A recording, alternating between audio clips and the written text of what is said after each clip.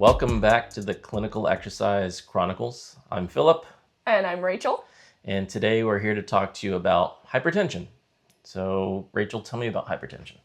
Well, approximately half the United States of adults over 20 are hypertensive. So that's about 120 or 130 million people in the United States, which is kind of insane. Absolutely. Yes. I agree.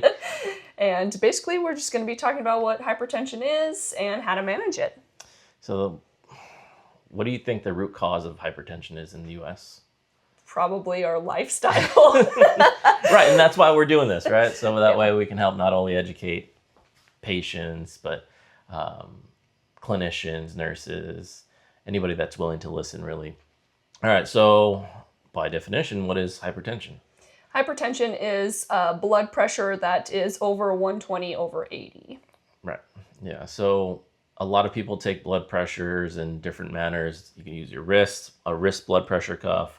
You can use the arm blood pressure cuff. The most accurate assessment of your blood pressure is going to be with a brachial, so an upper arm blood pressure cuff, and that's what you want to look for when you're purchasing one. Correct. What other tips do you think you would recommend for somebody that needs to purchase a blood pressure cuff? You don't want to buy the cheapest one on the market. You want one that's going to be a little bit more accurate, and then you also want to know how to properly use it at home. The one that you use on your arm tends to be that most accurate one over the one that you use on your wrist. There's normally a little line or an arrow on those blood pressure cuffs, and you want it kind of right on that brachial artery there, and to basically get the most accurate reading there. Definitely, I agree. So we see patients all the time that they either misalign their blood pressure cuff, they'll put the arrow on the opposite side. And I tell patients, you got to understand that this isn't like you go to the hospital, you go to the doctors, and they're listening. Correct. It's a whole different story when we're talking an automated machine, more accurate if it's set up properly. Yes. So like you said, think about like inner elbow is what I tell people. Yes, yeah. And then other things to consider is making sure if you can, have your arm elevated on a table or something so that it's kind of at the level of your heart.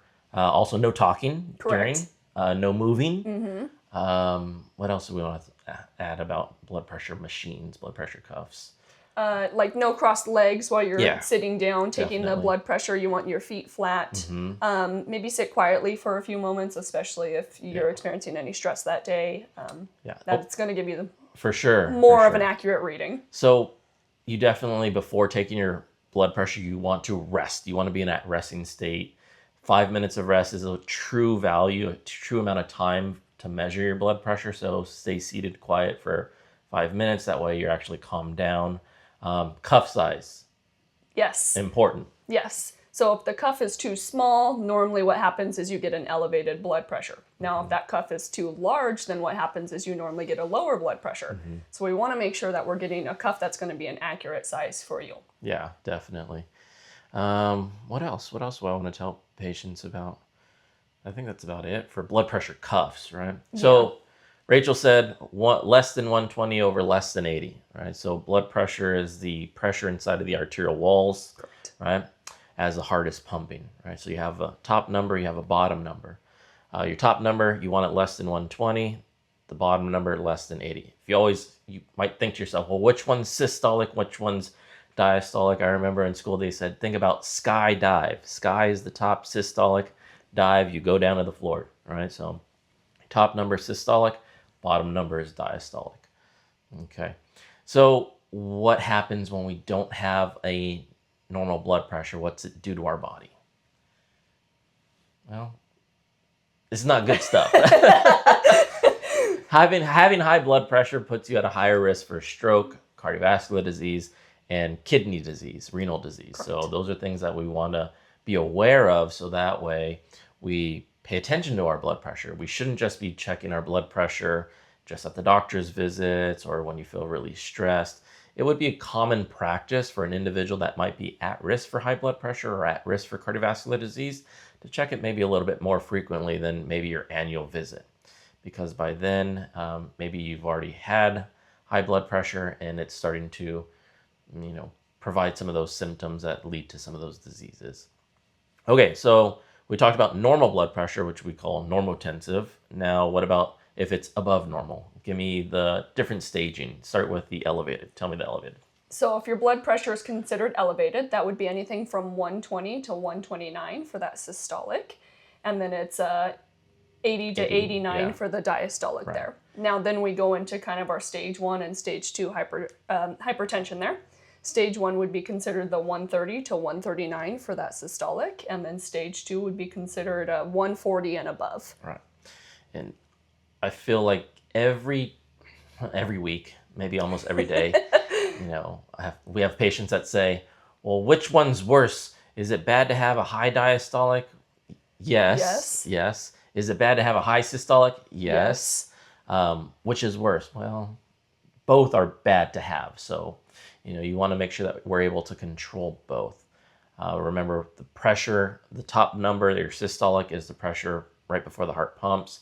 And then the bottom number is the pressure as the heart is filling. So we want both of them in that range. Correct.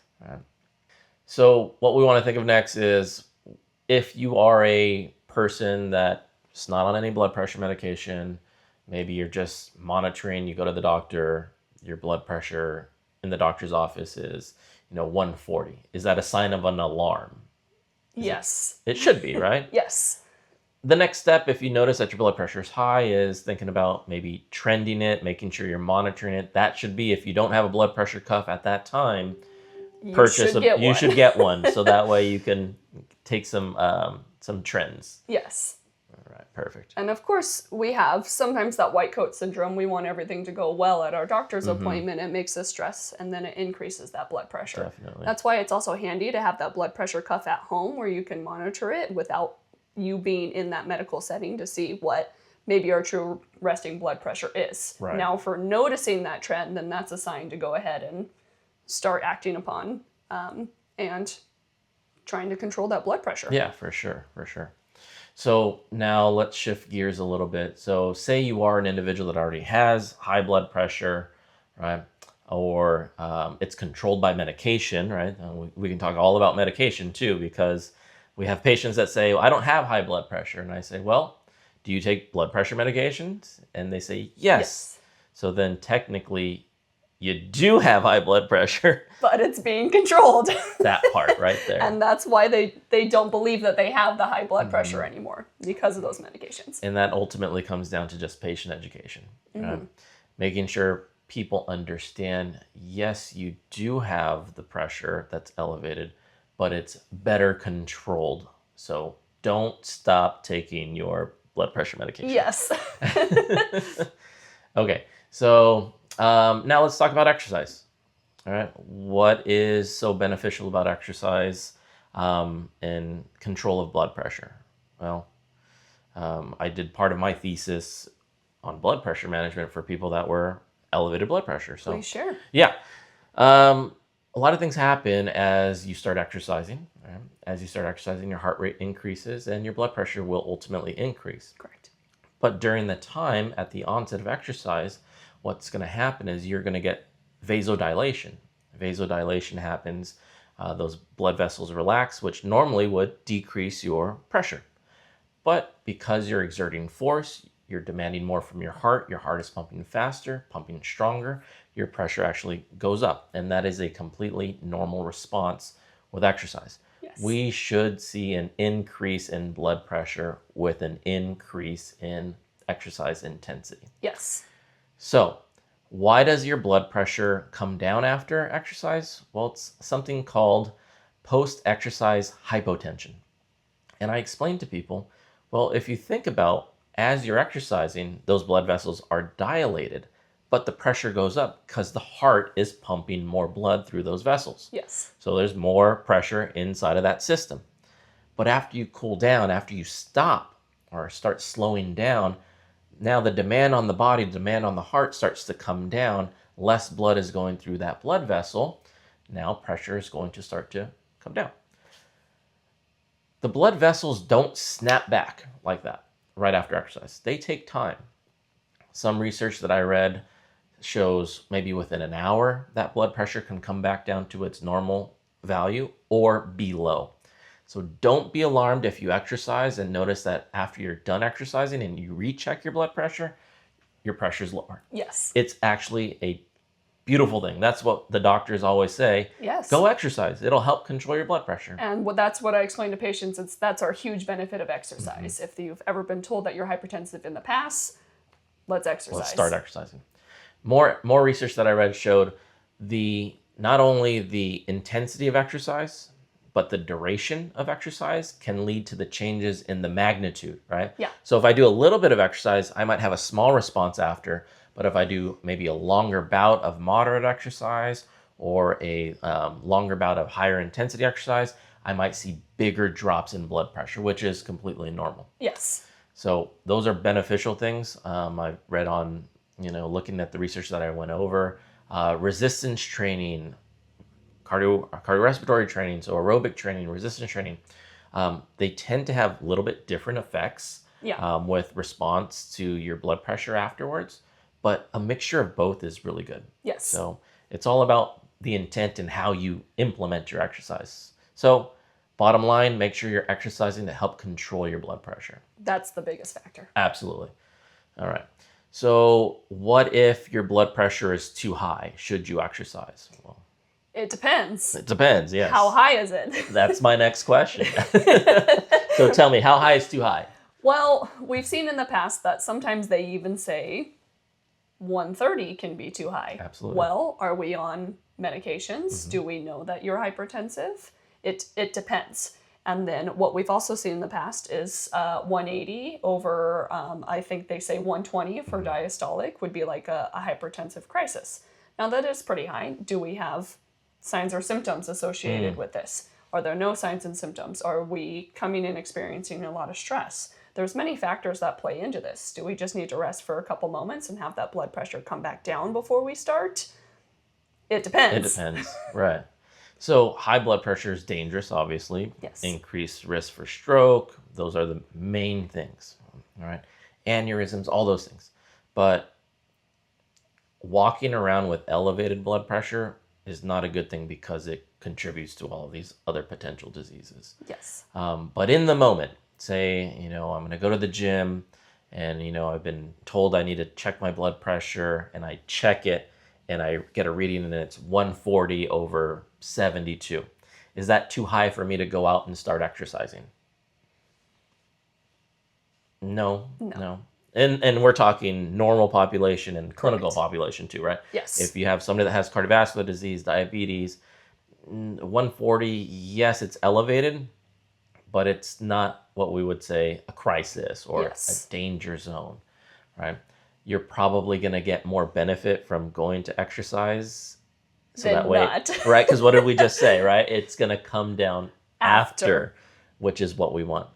So the neat thing about how your blood pressure adapts is the more you acutely exercise and have those drops in blood pressure, it leads to what's called improved vascular compliance or arterial compliance, which is what we want, right? We want those arteries to be able to open and close on demand when we want them to. So 140, no problem. Go ahead and exercise, but maybe don't go and do something extraneous that's going to shoot your blood pressure up, above 220. Yes. Right. So how about this? In the middle of my exercise, I start to feel like lightheaded or I start to feel sharp headaches and things like that. What would your recommendation be? Well, that's your red flag to go ahead and stop. Yeah, stop, slow down. And then we can kind of assess from there. If we're in a clinical setting, we can take your blood pressure, okay? You lightheaded. Did your blood pressure drop? Or you have a headache. Is your blood pressure too high? Right. Maybe we need to adjust the kind of exercise that you're doing. Did we do a little too much? Were you hydrated that day? There's numerous things that could go into that. Yeah. So let's transition. We're going to come back to some additional thoughts on high blood pressure, low blood pressure, but let's talk about symptoms. Classic symptoms let's start with low blood pressure. Well, first, let's back up because here's the thing, because they call hypertension the silent killer, right? Yes. So 99% of the population will have absolutely no symptoms when they have high blood pressure. Correct. So maybe we should start with high blood pressure, right? Yes. So, hey, symptoms, probably none. Maybe headache, maybe head pressure. Yeah. Anything else? If it's high enough, you might have some blurred vision because of the increased pressures in your eyes. Right. But other than that, most people are walking around with no symptoms at all. Which is why there's more than half the population of the United States that have high blood pressure, and they probably don't even know it. And because you don't feel it. Exactly. The silent killer. Yes. Terrible. Okay. Low blood pressure.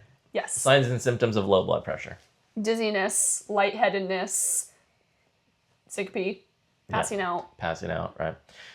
Contributing factors to low blood pressure oftentimes are because you're already on a medication or poor hydration status. Correct. Right. So if you're not properly hydrated, your pressure could be low. If you don't weigh that much, you're probably already going to have a really low blood pressure, maybe in the hundreds, and that can, be part of it too. Yeah. Body types do make a difference when we're talking about that. I always get asked too by patients, how low is too low? Depends, right? Yes. Tell them what it depends on, Rachel. It depends. Well, are you experiencing any symptoms? Are these new symptoms? Have they always happened? Do they only happen in specific times or on days maybe you've had zero water and now you're coming into cardiac rehab to exercise? It depends. Yeah, it depends. But if we're talking somebody that's on blood pressure medication, somebody that the doctors want their blood pressure to be on the lower side, you should expect it to be low. Yes. 110 or less. Sometimes less than 100. Yes. There are specific parameters that physicians and cardiologists and primary care physicians and kidney doctors, nephrologists will give you and say, I want your pressure low. And it's all because protection for the heart, protection for the kidneys. Yes. All right. Rachel said it, right? If you're not having symptoms, don't necessarily worry about the number too much. Yes. But the second you start having symptoms, you probably need to let your doctor be aware. Yes. And the best way to do that is, like we said earlier, get a blood pressure cuff, trend your numbers. Take it in the morning, take it in the afternoon, take it in the evening. Or if you feel any symptoms, that's feel your any sign symptoms, to take right? it. Absolutely. So if I feel dizzy or lightheaded, let me check my pressure. Maybe it's too low. Yes. Orthostatic hypotension.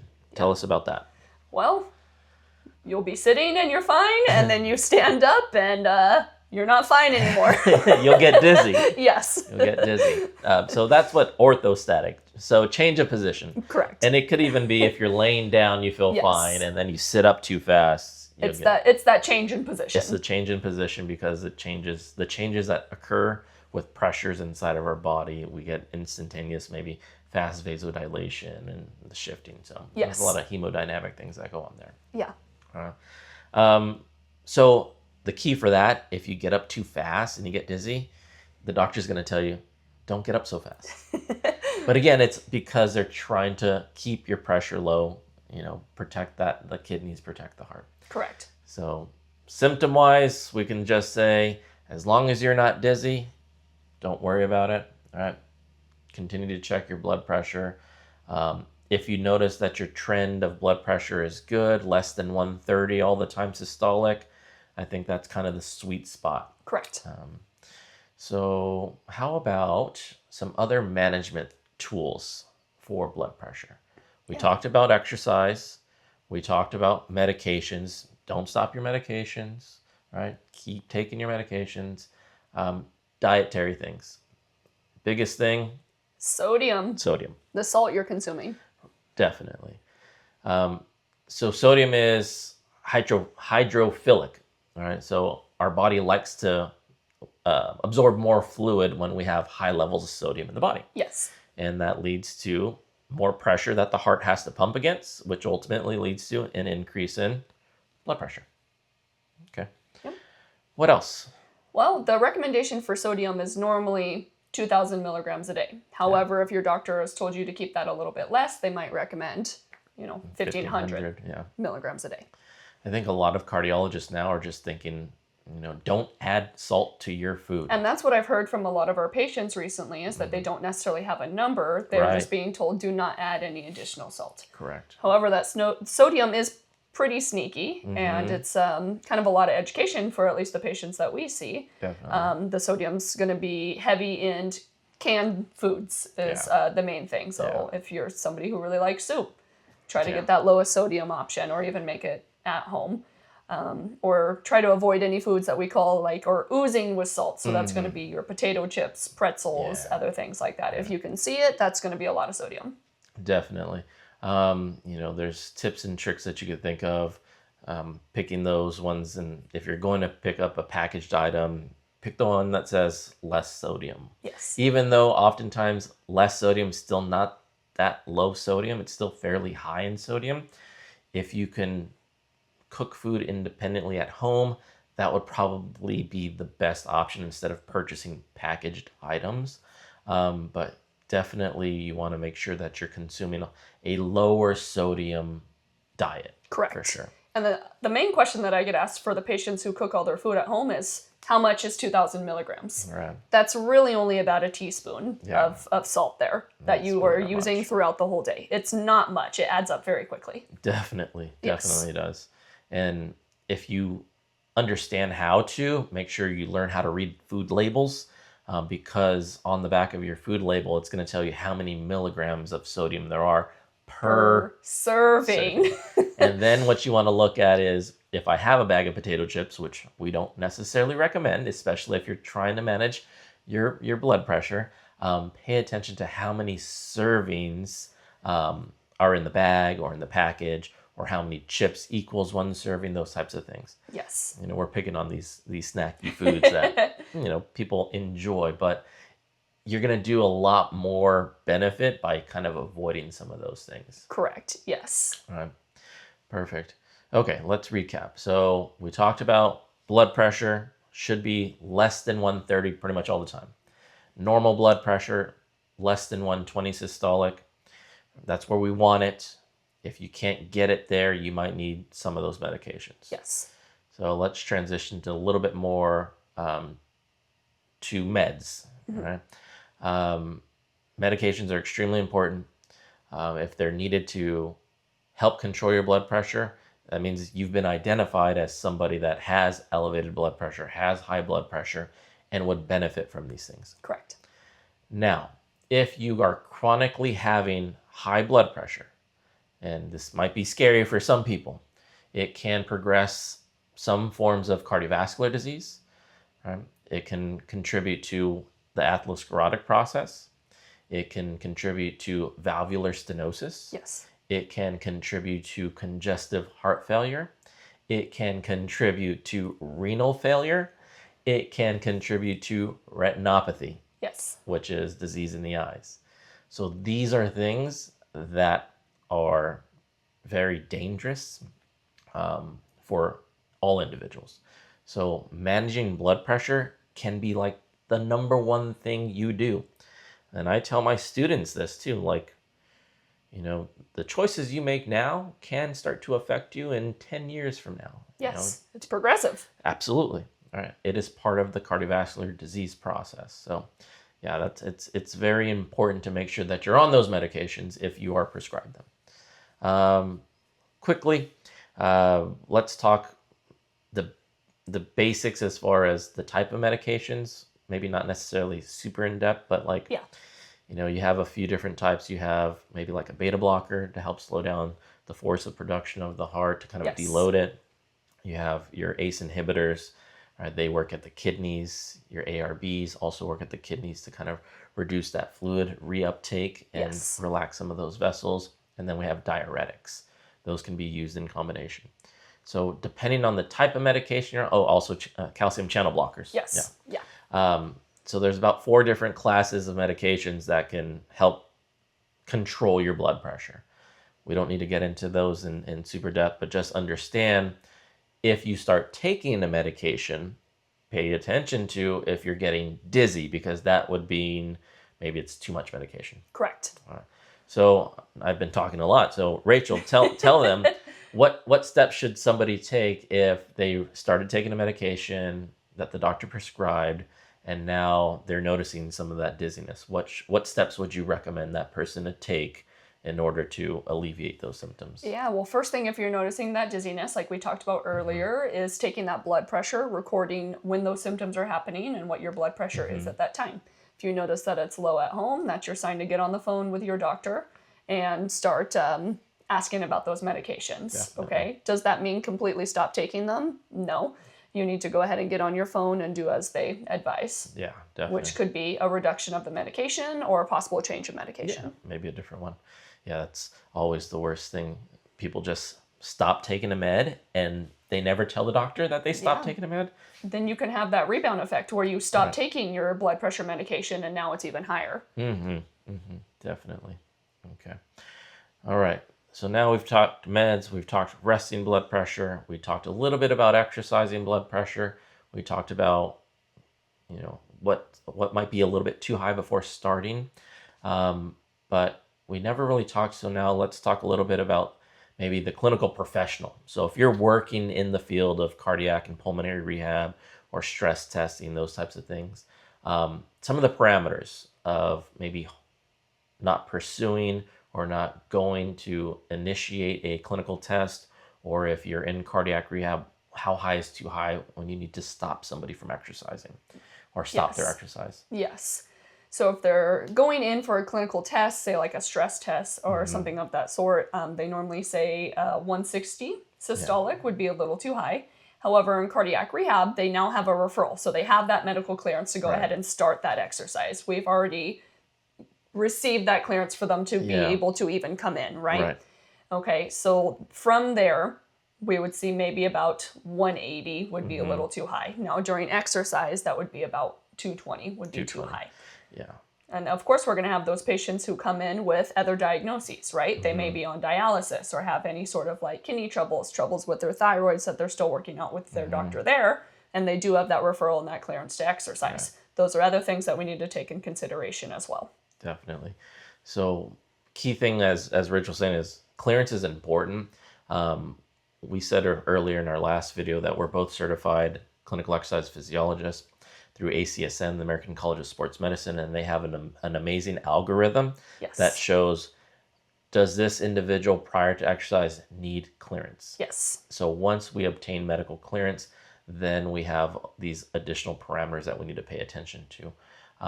Avoiding any exercise blood pressure that is above 220 is important. And some of these things are absolute contraindications where we just say, you know what, we're stopping. Anything above 220, we should be stopping exercise. 190, maybe during an exercise stress test or something like that. If they're a clinical population, maybe I always ask the question, well, where did they start? Yes. What kind of a response did that individual have? Because I have students that I'll say, is this too high? And they say, yeah, you got to stop them. I'm like, well, what if they started at 170 and then went to 190? It's only 20 points. Yes. As opposed to somebody that came in at 110 and went to 190. Now you have a hypertensive response. Yes. Would you treat them differently? Yeah, perhaps. That's when you might have to use that clinical judgment to say, maybe I need to slow down, maybe I need to back off, or maybe I need to stop. Okay. All right, some tips out there for some of you new clinicians or people getting into the field. It's always, always, always important to make sure that you're paying attention to not just the number, but how your patient's feeling. Okay, making sure you're asking the appropriate questions. So the appropriate questions, for one, if you're working in the clinical population, is if they're taking meds, did they take their meds today? How long ago did they take them? All right, so that's always important. So when you're doing your assessments for your patients the day of, right, making sure that they are adherent to all of their medications, making sure you've eaten, making sure you're hydrated. Yes. These are all things that can affect you pre-exercise and post-exercise. All right? Yeah. Anything to add?